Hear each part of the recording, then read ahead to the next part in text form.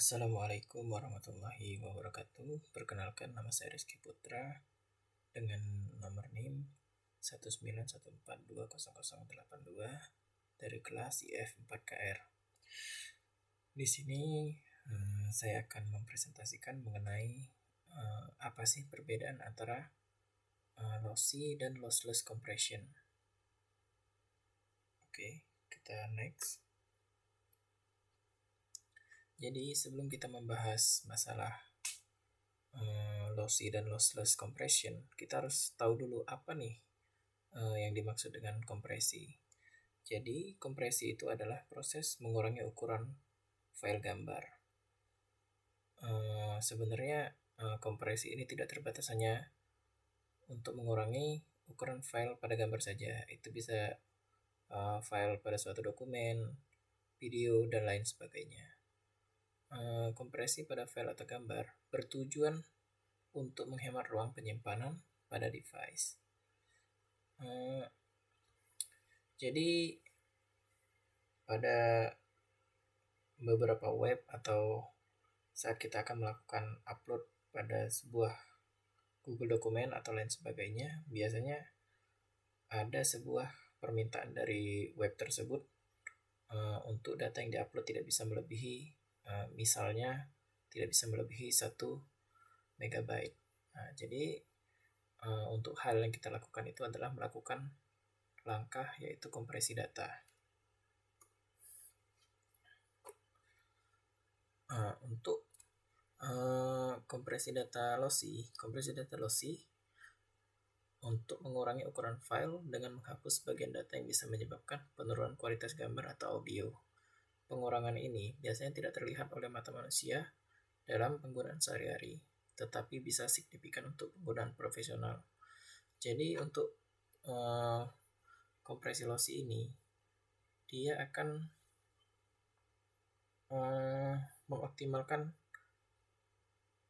mengoptimalkan secara penyimpanan file dari ukuran file, namun tidak memperhatikan kualitas. Walaupun tidak signifikan di mata orang awam, namun akan sangat terlihat di mata penggunaan profesional.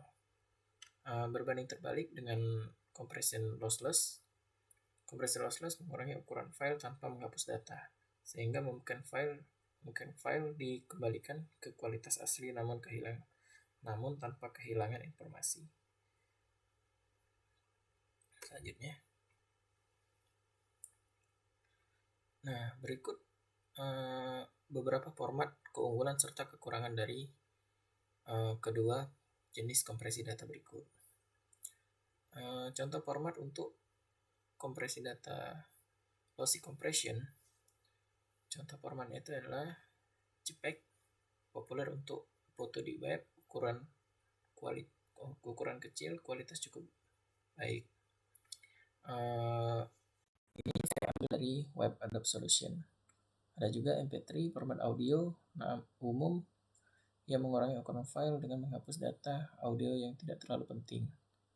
Adapun keunggulan dari lossy compression yaitu ukuran file sangat kecil, ideal untuk penyimpanan transfer online, mendukung kecepatan pemuatan yang cepat di web. Adapun kelemahannya adalah kehilangan data permanen, tidak dapat dikembalikan ke kualitas asli. Kemudian tidak cocok untuk pencetak atau pengeditan lanjutan di mana kualitas tinggi diperlukan. Jadi untuk lossy ini lebih unggul dari segi untuk ukuran file yang pasti lebih kecil karena pengurangan data yang sangat signifikan. Adapun untuk format dan keunggulan lossless compression, contoh formatnya yaitu PNG, cocok untuk grafik web dengan latar belakang transparan, kualitas tinggi tanpa kehilangan data. Adapun TIFF digunakan untuk pencetakan berkualitas tinggi dan pengeditan foto profesional. Ada juga RAW, format kamera untuk penyimpanan data gambar mentah, ideal untuk pengeditan lanjutan.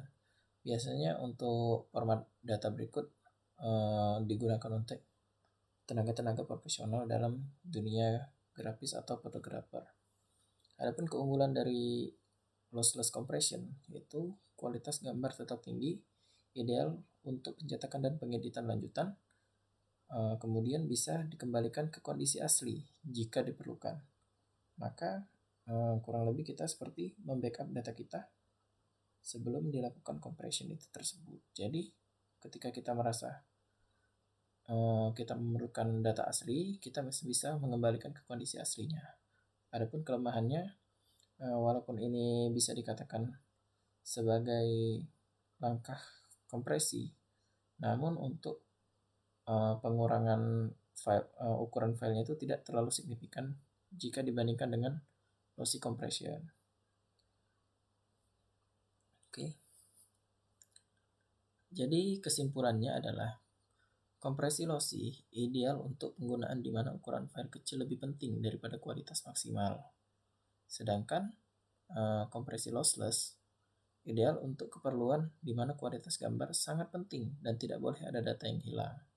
Jadi kedua jenis dari kompresi ini itu tergantung daripada preferensi dan kebutuhan dari user tersebut. Apakah dia lebih mementingkan untuk ukuran file yang lebih kecil atau lebih memerlukan suatu kualitas, dan sewaktu-waktu ketika kita membutuhkan file aslinya, kita bisa melakukan kompresi balik.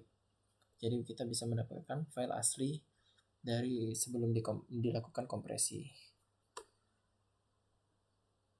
Nah, mungkin itu saja yang dapat saya sampaikan untuk presentasi lossy dan lossless compression. Terima kasih.